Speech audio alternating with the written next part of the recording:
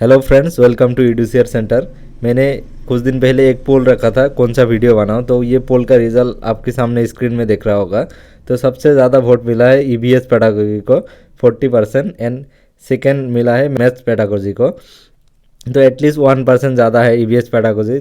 That's why मैं EBS pedagogy का video लेके आया हूँ। तो आज हम पढ़ेंगे nature, scope and importance of EBS and at the same time aims and objective of teaching EBS with reference to NCF. इसमें आपका यूनिट 1 एंड यूनिट 2 कवर होगा और at the end of the video बहुत सारा question discussion करने वाला हूँ। इसमें ईवीएस इतना इजी सब्जेक्ट है, इसमें आप इजीली 25 प्लस मार्क्स कैरी कर सकते हो। पेडागोजी जो है, अगर आपने चाइल्ड डेवलपमेंट एंड पेडागोजी थोड़ा अच्छे से पढ़ा होगा तो ये ईबीएस का पेडागोजी उसका रिलेटेड है, तो आप इजीली सॉल्व कर सकते हो। आपको ये वीडियो देखने के बाद दूसरा कोई वीडियो देखने का ज़रूरत ही नहीं होगा यूनिट 1 एंड यूनिट 2 के लिए। तो चलिए आज का टॉपिक शुरू करते हैं। तो पहले देखेंगे concept and nature of EBS. जो ईबीएस का कॉन्सेप्ट है ना, तो ईबीएस में क्या होता है, जो हमारा जो सराउंडिंग में जो चीज़ है ना, यही इन्वायरमेंटल साइंस बोला जाता है। और ईबीएस में जो ऐसा एक चीज़ है, जो स्टूडेंट है उसको हमेशा रियल लाइफ के साथ कनेक्टेड करना चाहिए और वो लर्निंग बाय डूइंग करके उसको सिखाना चाहिए। वो रियल लाइफ एक्सपीरियंस से सीखेंगे। ये सारा चीज़ ईबीएस में होता है। ये सारा चीज़ आप याद रखोगे तो एग्ज़ाम में इजीली कर पाओगे। तो देखेंगे क्या है इसमें। इन्वायरमेंट इसे simply the world around us, जो हमारा चारों साइड में है अराउंड अस, उसी को हम इन्वायरमेंट बोलते हैं। The word environment is drive from the French word that is environner which means the encircle और द सराउंडेड। इन्वायरमेंट का मतलब वही बोला है कि जो हमारा इन सर्कल में है या तो हमारा जो सराउंडिंग में है, उसी को हम इन्वायरमेंट बोलेंगे। The environment can be considered as a composite और डिफरेंट एस्पेक्ट्स। ये जो कॉम्पोजिट टर्म है ना, ये याद रखना, एग्जाम में बहुत आता है। ये जो इन्वायरमेंट है इसको हम कॉम्पोजिट बोल सकते हैं डिफरेंट एस्पेक्ट में, जैसे natural environment, human made environment and socio cultural environment. तो ये जो सारा चीज़ है ना, natural environment, human made environment and socio cultural environment, ये सारा चीज़ इंटरकनेक्टेड है। That's why it is called composite of different aspects. तो ये टर्म याद रखना, ये एग्जाम में आता है आपका। इसमें देखिए नेचुरल इन्वायरमेंट में क्या आता है। नेचुरल इन्वायरमेंट में बायोटिक एंड एबायोटिक आता है। ए बायोटिक मतलब लिविंग, एबायोटिक मतलब नॉन लिविंग। ये हम बासमन ने पढ़ा था। जो लिविंग थिंग्स है वो हमारा प्लांट आता है, एनिमल्स आता है, माइक्रो ऑर्गेनिजम्स आता है। और एबायोटिक में सासेस, रॉक्स आता है, एयर आता है, वाटर आता है। तो ये जो लिविंग ऑर्गेनिजम्स है ना, इसको भी ज़िंदा रखने के लिए एयर, वाटर, ये सब चाहिए। तो ये एक दूसरे के साथ इंटरडिपेंडेंस है और interaction between organisms and environment, ये एक ऑर्गेनिजम्स और इन्वायरमेंट के साथ इंटरकनेक्शन है। जैसे अगर ह्यूमन बीइंग इन्वायरमेंट में लिव करना पड़ेगा तो माइक्रो ऑर्गेनिजम्स का भी ज़रूरत है, एनिमल्स का भी ज़रूरत है, सारा चीज़ का ज़रूरत होता है। इसमें जो फूड चेन वगैरह होता है उसमें भी माइक्रो ऑर्गेनिजम्स बहुत हेल्प करता है। और ह्यूमन मेड इन्वायरमेंट में क्या आता है आपका, रोड्स आता है, बिल्डिंग आता है, इंडस्ट्री आता है। जो ह्यूमन मेड इन्वायरमेंट है ना, इसको साइकोलॉजिकल इन्वायरमेंट में भी बोला जाता है। याद रखना, ये आपका एग्जाम में क्वेश्चन आया था। सोशियो कल्चरल इन्वायरमेंट जैसे फैमिली, कम्युनिटी एंड एजुकेशन, ये सारा सोशियो कल्चरल इन्वायरमेंट में आता है। तो ये सारा चीज़ आपको याद रखना है, एग्जाम में आता है। तो नेक्स्ट देखेंगे ऐसे फील्ड ऑफ ईबीएस इसे मल्टी डिसिप्लिनरी इन नेचर। जो इन्वायरमेंटल साइंस है ये एक मल्टी डिसिप्लिनरी सब्जेक्ट है। इसमें आपको क्या क्या पढ़ना पड़ेगा, it ड्रोज concept from the physics. ये फिजिक्स का भी है, केमिस्ट्री का भी है, और biology like ecology, botany, zoology and social science like geography, atmospheric science. ये जो ईबीएस है ना, ये एक इंटर डिसिप्लिनरी सब्जेक्ट है, ये मल्टी डिसिप्लिनरी सब्जेक्ट है।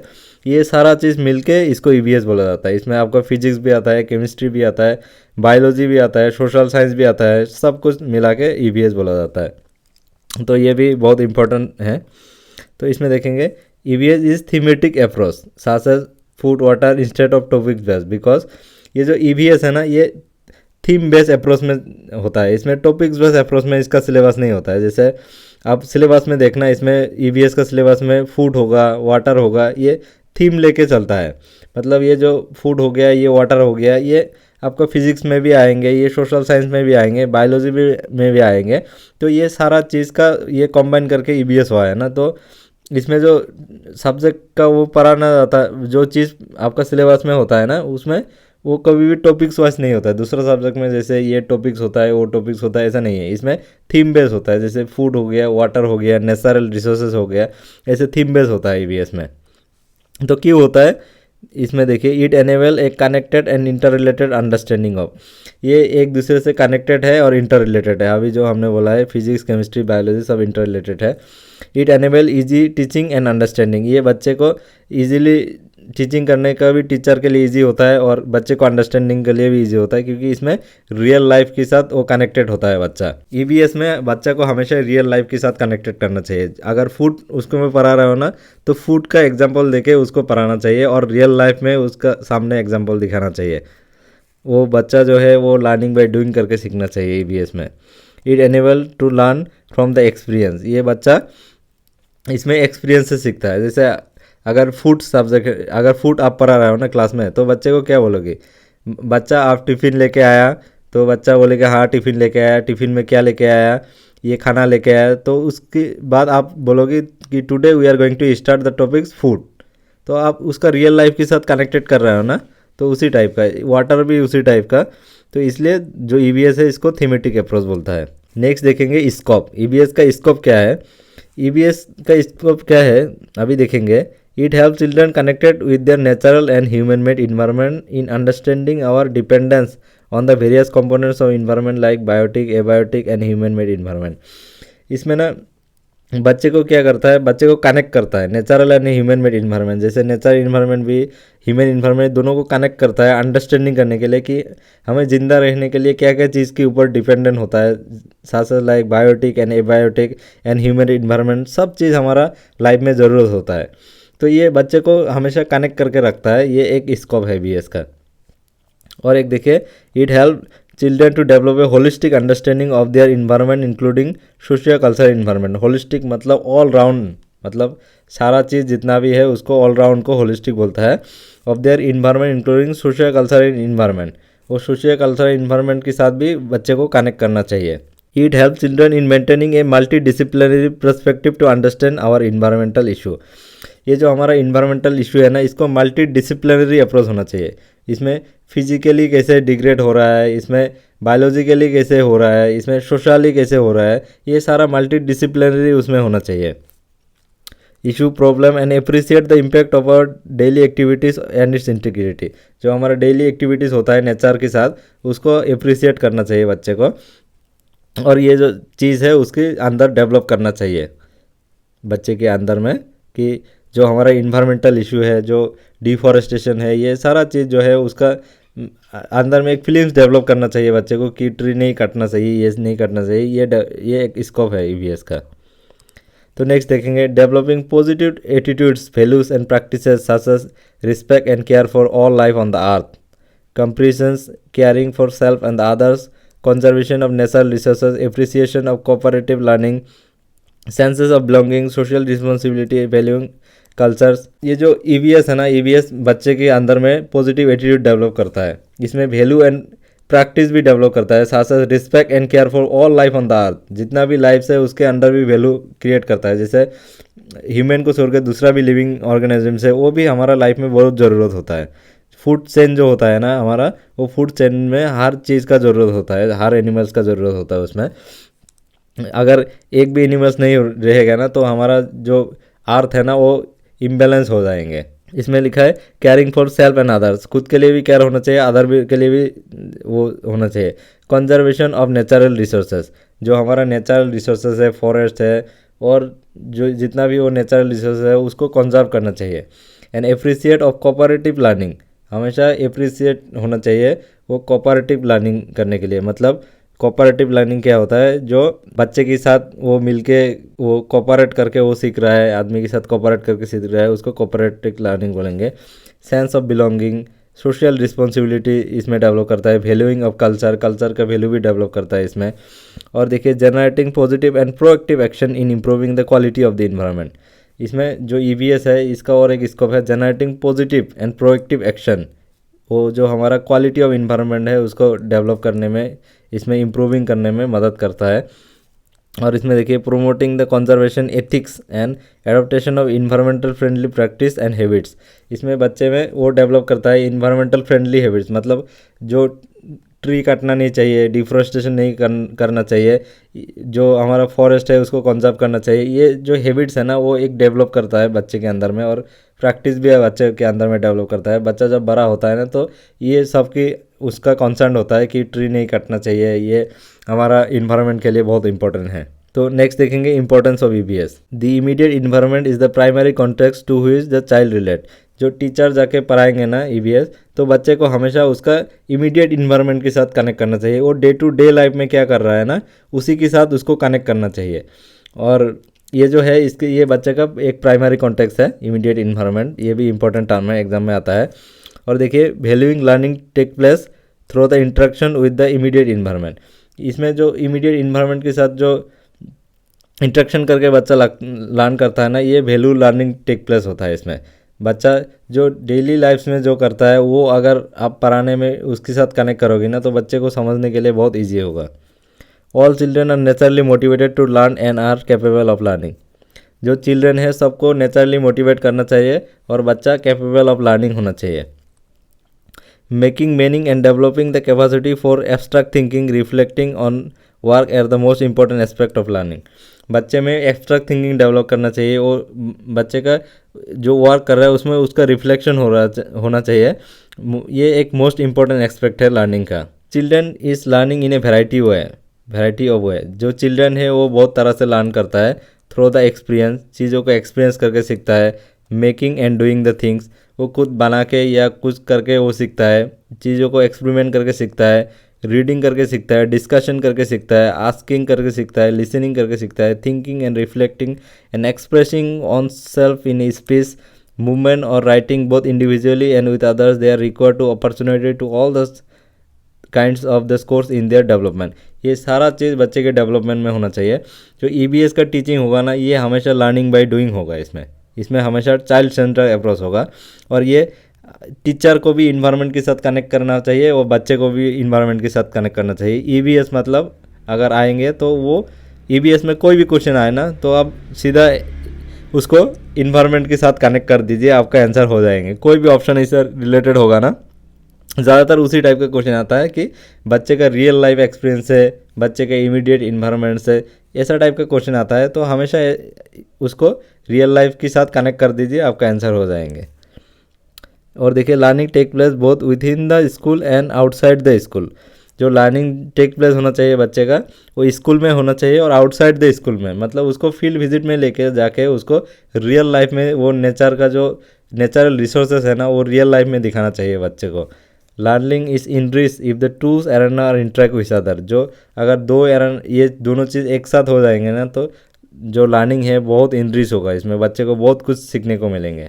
कभी भी आप ईबीएस का टीचर बनोगी ना, तो बच्चे को हमेशा रियल लाइफ के साथ कनेक्ट करना और उसको स्कूल में भी सिखाना और उसका बाहर में जो नेचुरल इन्वायरमेंट है ना, उसमें भी लेके जाके सिखाना पड़ेगा उसको। फिर देखेंगे aim and objective of teaching EBS with reference to NCERT. यहाँ से बहुत सारा क्वेश्चन आता है आपका, तो ये आपको बहुत अच्छे से पढ़ना है।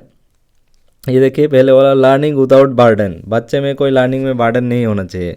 बच्चा जैसे भी सीखना चाहे वैसे भी सिखाना चाहिए उसको एकदम रियल लाइफ के साथ कनेक्टेड करके उसको सिखाना चाहिए। रियल लाइफ एक्सपीरियंस है, कोई भी उसको बर्डन ना हो कि ये बुक इतना पढ़ना है, इतना असाइनमेंट करना है, ये सब बर्डन बच्चे का नहीं होना चाहिए।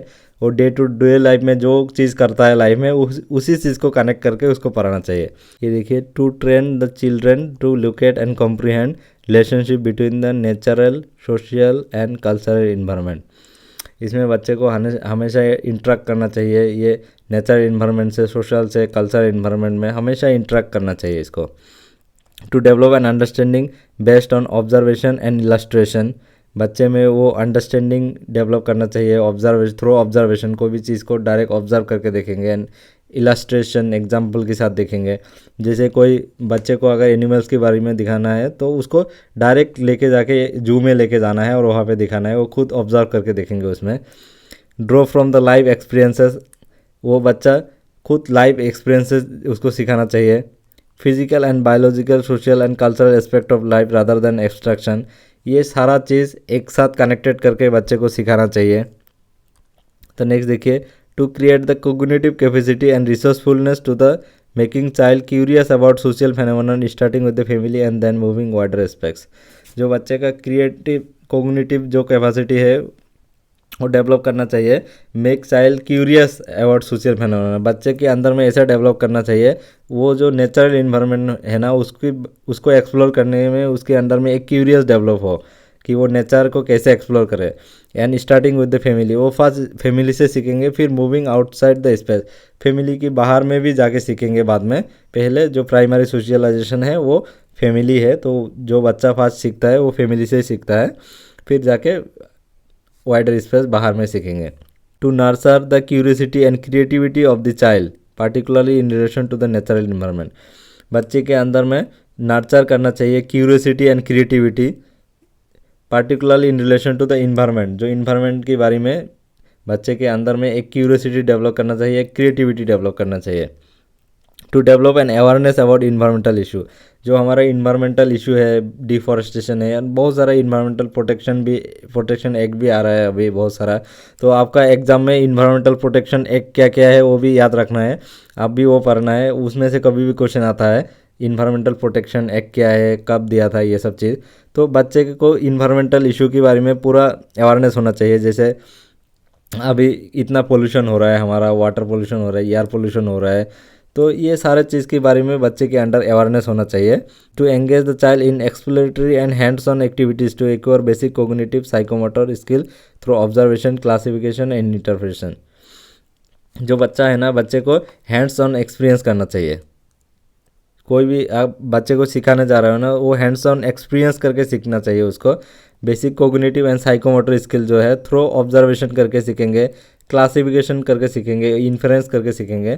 तो मेन बात इसमें वो है हैंड्स ऑन एक्सपीरियंस, बच्चा खुद का खुद करना चाहिए। नेक्स्ट देखिए, to emphasize the designs and fabrication estimation and measurement as prelude to the environment to the development of technological and quantitative skill at the later age, बच्चे के अंदर में एक मीनिंगफुल स्किल डेवलप करना चाहिए, और ये technological skill and quantitative skill ये बच्चा जब बड़ा होगा वो लेटर एज में बच्चे के अंदर में डेवलप करना चाहिए। To able to critically address the gender concern and issue of marginalize and oppress with the values of equality and justice, respect of human and dignity of the rights, ये सारा चीज़ भी बच्चे के अंदर डेवलप करना है। ये जो आपका लॉ मार्जिनल होता है, आदमी जो ऑप्रेस होता है, उसके जो इक्वलिटी एंड जस्टिस है वो वाला जो एटीट्यूड है वो बच्चे में डेवलप करना चाहिए।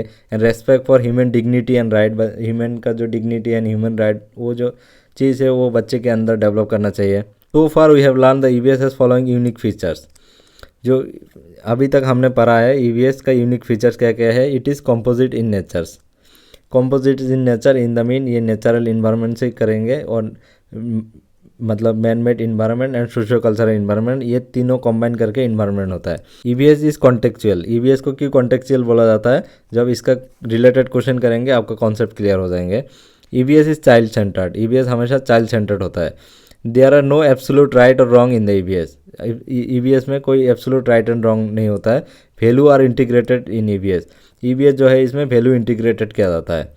चलिए अभी प्रीवियस ईयर क्वेश्चन देखेंगे, तो ये क्वेश्चन करने के बाद आपका कॉन्सेप्ट पूरा क्लियर हो जाएंगे, और ये जो नोट्स है मैं आपको दे दूंगा व्हाट्सएप चैनल पे, वहाँ से आप इजीली पढ़ सकते हो। तो ये जो क्वेश्चन है ये सारा आपका एमटेट का क्वेश्चन भी लिया हूँ और एक्स्ट्रा क्वेश्चन भी लिया हूँ मैं, आपका एग्ज़ाम में बहुत हेल्प होने वाला है। देखिए, environmental study at primary level draw its content from science, social science and environmental science, hence it is, जो हम अलग अलग सब्जेक्ट से वो कंटेंट लेंगे ईवीएस में, तो इसको क्या बोला था हम, कंपोजिट सब्जेक्ट बोलेंगे इसको, क्योंकि इसमें जो वैरायटी ऑफ सब्जेक्ट हमने बोला था, साइंस, सोशल साइंस, ये मल्टी डिसिप्लिनरी नेचर होता है, और नेचुरल इन्वायरमेंट का भी है, ये मैन मेड इन्वायरमेंट का भी है, और ये आपका सोशियो कल्चरल इन्वायरमेंट का भी है। तो ये सारा चीज़ जब एक साथ करेंगे तो इसको कंपोजिट नेचर भी बोलेंगे, मल्टी डिसिप्लिनरी भी बोलेंगे इसको। Single subject area, EVS single subject area नहीं है। ट्रिपल सब्जेक्ट एरिया नहीं है। डबल सब्जेक्ट एरिया नहीं है। ये कंपोजिट है, सब मिला के, और सब एक दूसरे के साथ इंटरकनेक्टेड है। नेक्स्ट क्वेश्चन देखेंगे, the ultimate aim of teaching EVS, जो इन्वायरमेंटल स्टडी है ना, इसका अल्टीमेट एम क्या है इन्वायरमेंटल स्टडी को टीचिंग करने का।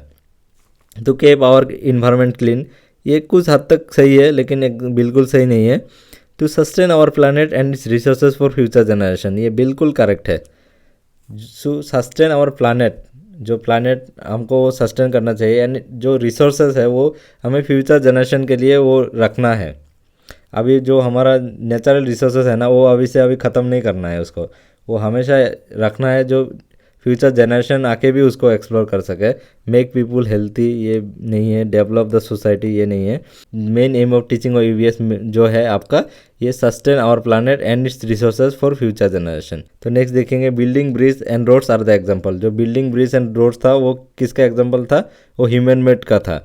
तो ये नेचुरल इन्वायरमेंट का नहीं है। ये जो साइकोलॉजिकल इन्वायरमेंट है ना, हमने बोला है psychological environment, man made environment को कभी कभी साइकोलॉजिकल इन्वायरमेंट बोला जाता है। जैसे स्कूल हो गया, बिल्डिंग हो गया, ये साइकोलॉजिकल इन्वायरमेंट के अंडर में आता है। तो ये होगा। सोशियो कल्चरल इन्वायरमेंट नहीं है। ये बायोफिजिकल इन्वायरमेंट नहीं है। बायोफिजिकल इन्वायरमेंट कौन सा होता है आपका? ट्रोटोस्फियर्स, लिथोस्फियर, मेसोस्फियर्स, ये जो सारा चीज़ है ये आपका बायोफिजिकल इन्वायरमेंट के अंडर में आता है। तो साइकोलॉजिकल इन्वायरमेंट आपका बिल्कुल करेक्ट होगा। The main aim of EVS at split out in the national curriculum framework 2005 is, क्या है जो मेन एम ऑफ ईवीएस क्या है 2005 में? Memorising basis principles of the subject. Subject को मेमोराइज कभी भी ईवीएस नहीं बोलता है।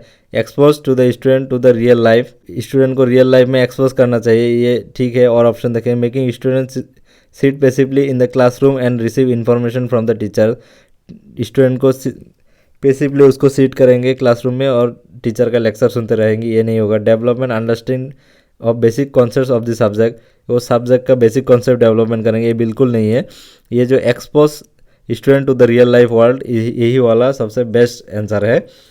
जो एनसीएफ जो है वो हमेशा बोलता है कि बच्चे को उसका रियल लाइफ के साथ कनेक्ट करना चाहिए और रियल लाइफ एक्सपीरियंस के साथ बच्चे सीखना चाहिए। नेक्स्ट देखिए, one of the major competencies that should be achieve by the children at the primary level stage. कौन सा मेजर कॉम्पिटेंसी वो बच्चा सीखना चाहिए प्राइमरी स्टेज में? Developing the awareness about social wellbeing. Social wellbeing के लिए डेवलपमेंट अवेयरनेस खाली एक चीज़ के लिए नहीं होना चाहिए और चीज़ के लिए भी होना चाहिए। Development of awareness about social wellbeing in the context of social and natural environment. जो सोशल एंड नेचुरल में इन्वायरमेंट है, दोनों के लिए एक अवेयरनेस डेवलपमेंट होना चाहिए, ये सही है। और ऑप्शन देखेंगे, development of awareness about social wellbeing in the context of natural environment only. Only natural environment नहीं होगा, नन ऑफ द अबव नहीं होगा। तो ये वाला आपका बिल्कुल करेक्ट आंसर होगा। जो major competency that should be achieve by the children at primary stage, जो बच्चा में वो अवेयरनेस डेवलप करना चाहिए about social wellbeing in the context of social and natural environment.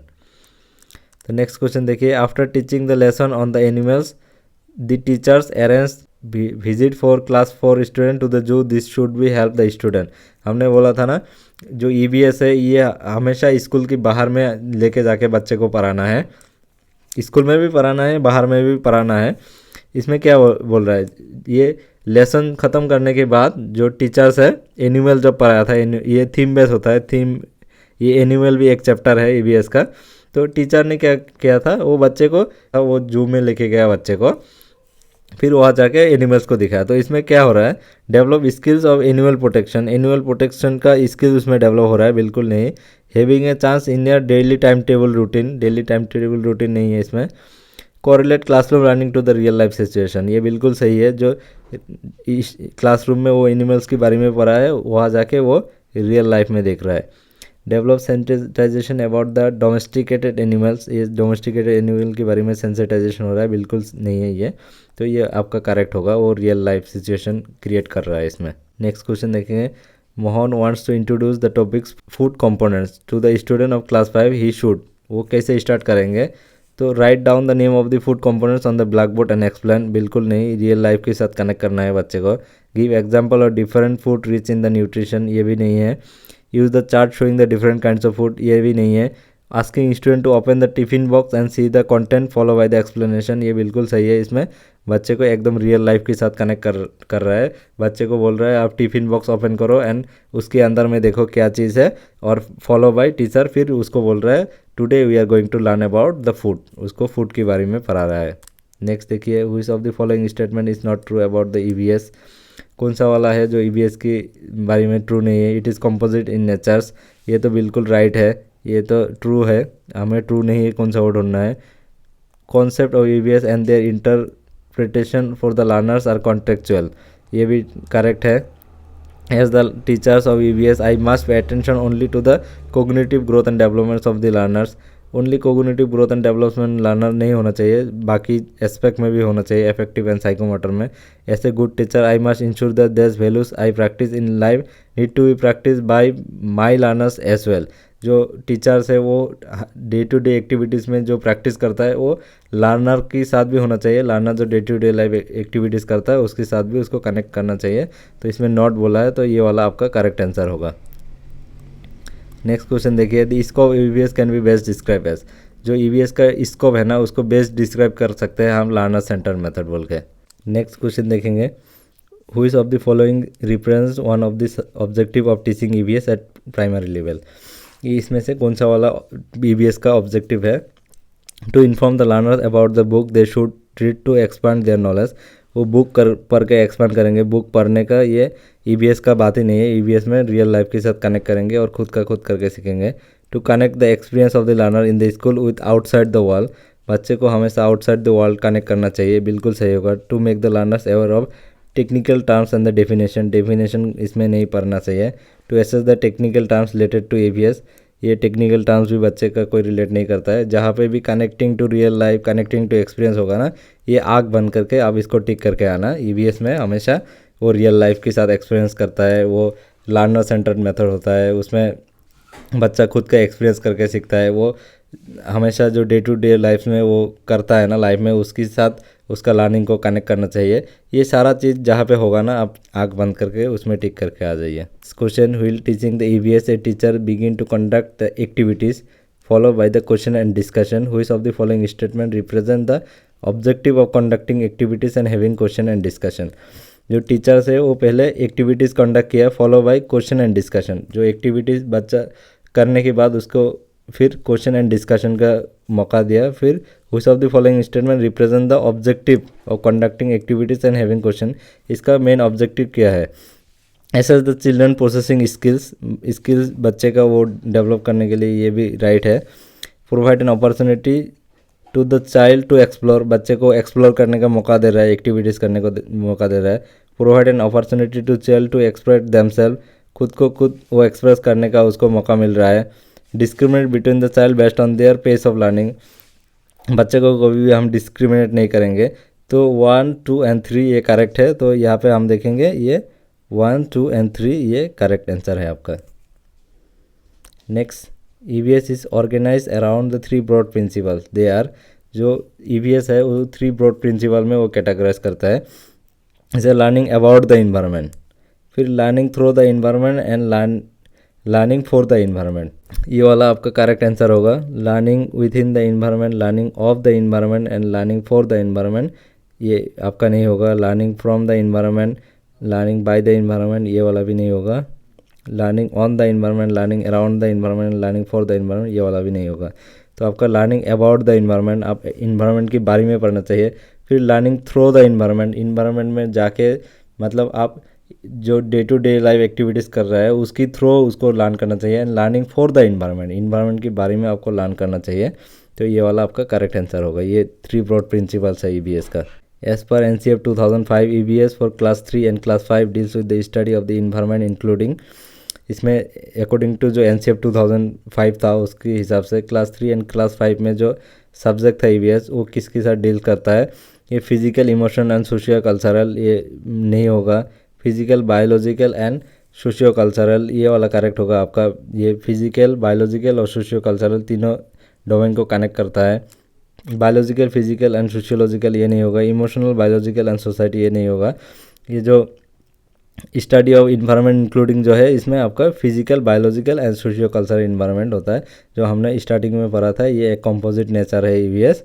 और इसमें आपका फिजिकल, बायोलॉजिकल और आपका इसमें आता है क्या आता है मैन मेड और सोशियो कल्चरल ये कंपोजिट होता है ये सब मिलके. The learning situation experiences of EVS help children to explore and connect.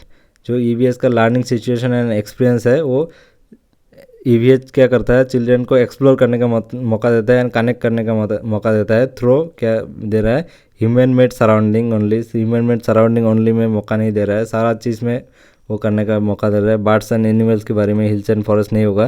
There naturals and human made environment ये दोनों के साथ कनेक्ट करना चाहिए बच्चे का लर्निंग को, जो लर्निंग सिचुएशन और एक्सपीरियंस है उसको बच्चा ये दोनों चीज़ को एक्सप्लोर करके बच्चे सीखेंगे। नेक्स्ट क्वेश्चन देखेंगे, child relate to his or immediate environment, this environment become the dash context of the learning. ये 2021 में आया था। जो इमीडिएट इन्वायरमेंट होता था ना बच्चे का, हमने स्टार्टिंग में पढ़ा था, वो उसको प्राइमरी बोलेंगे, सेकेंडरी टर्शियरी को हटाओ यहाँ से। नेक्स्ट क्वेश्चन देखिए, according to NCF 2005 EVS for class 3 and class 5 deals with the study of environment with an emphasis on its. ये जो EVS की 2005 ने क्या बोला था, जो क्लास 3 एंड क्लास 5 का EVS है, deals with the study of the environment with in emphasis is, क्या बोलेंगे, ये कंपोनेंट्स के बारे में, बिल्कुल नहीं, प्रिजर्वेशन एंड कंजर्वेशन ये बोल रहा है। जो इसमें क्या करेंगे हम, जो कंजर्वेशन है हमारा, जो नेचुरल इन्वायरमेंट हो गया इसको हम कंजर्व करेंगे, और जो बिल्डिंग हो गया हमारा आसपास जो चीज़ें हैं इसको हम प्रिजर्व करेंगे। ये वाला करेक्ट आंसर होगा, फंक्शनिंग इशू एंड प्रॉब्लम नहीं होगा। नेक्स्ट देखिए, Which one of the following is not an objective of EVS at primary stage? तो EVS का ऑब्जेक्टिव नहीं है प्राइमरी स्टेज में। Learning in the classroom must be link to the life of the outside of the school, ये right है। Teacher must ensure the perfect discipline in the classroom, ये discipline की बात नहीं कर रहा है इसमें। Children must be encourage to ask question, children को इनकरेज करना चाहिए वो क्वेश्चन आस्क करने के लिए, ये भी राइट है, ऑब्जेक्टिव है। Children must be encourage to explore their immediate environment, ये भी एक्सप्लोर करना चाहिए। जो teacher ensure the perfect discipline जो है इन द क्लासरूम ना, इसमें कोई भी डिसिप्लिन नहीं होना चाहिए इतना स्ट्रिक्ट। EVS में बच्चा जैसे भी सीखना चाहे ऐसे भी सिखाना चाहिए, तो इसमें नॉट बोला है, तो ये वाला करेक्ट आंसर होगा। नेक्स्ट, जिसको EVS can be best describe as, जो स्कोप है EVS का उसको कैसे बेस्ट डिस्क्राइब करेंगे, तो it is a child centered approach.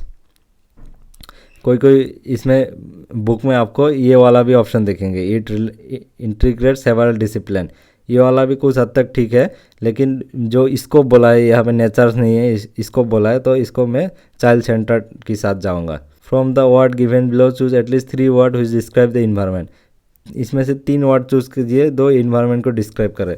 तो नीचे मैं यहाँ पे लिख दिया हूँ इन्वायरमेंट को डिस्क्राइब करने के लिए, comprehension, it is a continuous, it is a surrounding, it is a dynamic, it is encircling, it is biotic and abiotic. ये जो टर्म है ना, ये इन्वायरमेंट को डिफाइन करता है। नेक्स्ट देखिए, B number, which of this does the environment not include, इसमें से इन्वायरमेंट में कौन सा इंक्लूड नहीं है। जो फिजिकल हो गया ये इंक्लूड होता है, जियोग्राफिकल इंक्लूड होता है, बायोलॉजिकल कंडीशन इंक्लूड होता है, सोसाइटीज़ होता है, कल्चर होता है, इकोनॉमी होता है, पॉलिटिकल साइंस होता है, ये सारा इंक्लूड होता है। ये जो नन है, नन इंक्लूड नहीं होता है इन्वायरमेंट में, तो इसका आंसर इसलिए नन दिया है बी नंबर का। यहाँ से भी आपका क्वेश्चन बन सकता है, इसलिए मैं ये सब क्वेश्चन लिया हूँ। What are the characteristics of an enabling environment for a child? ये enabling environment का क्या क्या कैरेक्टरिस्टिक होना चाहिए, इसमें एग्जाम्पल आंसर में दिया हूँ। स्टिमुलेशन, एक्सपीरियंस होना चाहिए, वार्मथ होना चाहिए, ट्रस्ट होना चाहिए, फ्री एक्सप्रेशन का अपॉर्चुनिटी मिलना चाहिए। नेक्स्ट देखिए, environmental studies at primary level draws its content from the science and social science and environmental science, hence it is a dash subject area, it is a composite subject area। ये question देखिए, holistic education aim at dash development of the child, holistic education मतलब अब बच्चे में all round development होना चाहिए, तो ये जो ऑल राउंड डेवलपमेंट है ये बिल्कुल सही है।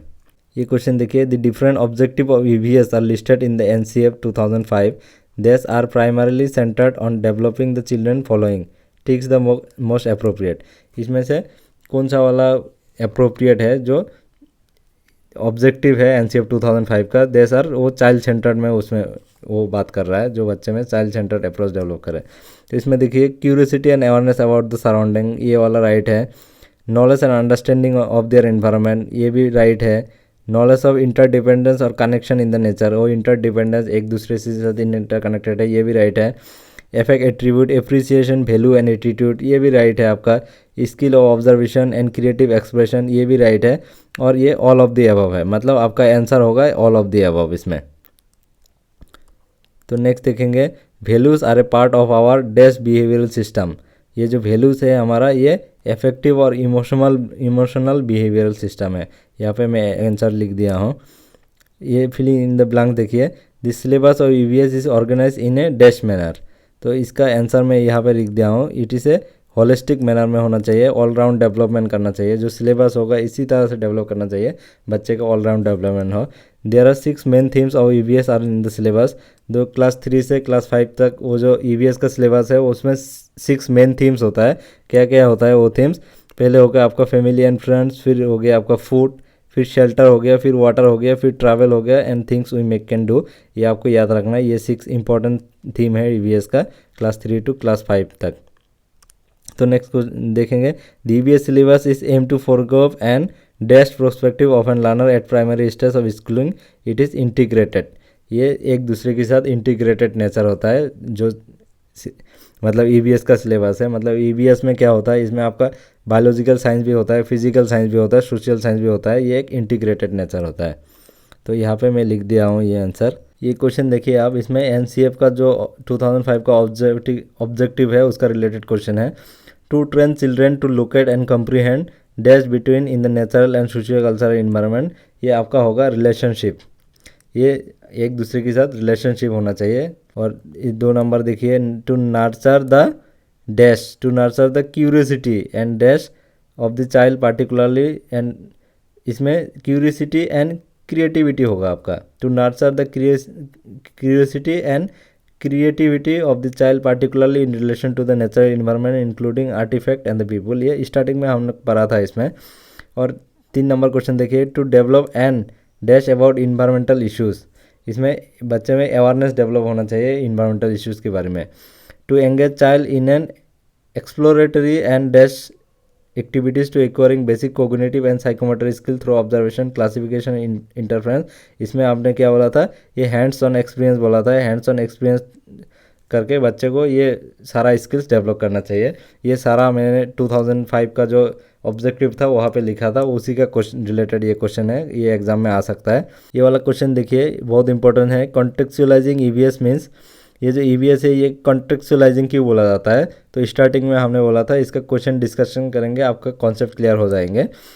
इसमें देखिए 1 नंबर वाला, the transacting EVS content from simple to complex. ये जो ईवीएस का कंटेंट्स है ये सिंपल टू कॉम्प्लेक्स में होना चाहिए। तो ये बिल्कुल सही नहीं है। इसमें हमेशा रियल लाइफ के साथ कनेक्ट करता है, वो सिंपल कॉम्प्लेक्स ये सब का बात नहीं है। Transaction of EVS content from known to unknown, ये नोन टू अननोन होना चाहिए। ये कंटेंट का बात ही नहीं करता है ईवीएस में। Transaction EVS content with example, example के साथ होना चाहिए, ये बिल्कुल भी करेक्ट नहीं है। Transaction event content by relating इस real life situation and immediate information of the learner, इसलिए इसको कॉन्टेक्चुअलाइजिंग बोला जाता है ईवीएस को। ये जो ईवीएस का कंटेंट्स है ना, ये हमेशा रियल लाइफ सिचुएशन एंड उसका इमीडिएट इन्वायरमेंट के साथ कनेक्ट करना चाहिए बच्चे को। और जो बच्चा है वो खुद का खुद एक्सपीरियंस करके वो सीखेंगे। तो ईवीएस ऐसा एक सब्जेक्ट है ना, इसमें खाली कुछ टर्म अगर आप याद रखोगे ना तो इसमें हर क्वेश्चन आप राइट कर सकते हो। यहाँ पे आपको चाइल्ड सेंटर्ड अप्रोच, इसमें आपको चाइल्ड सेंटर्ड अप्रोच होगा, इसमें आपका रियल लाइफ एक्सपीरियंस होगा, बच्चे खुद का खुद करके सीखेंगे। और इसमें लर्निंग विदाउट बर्डन होगा।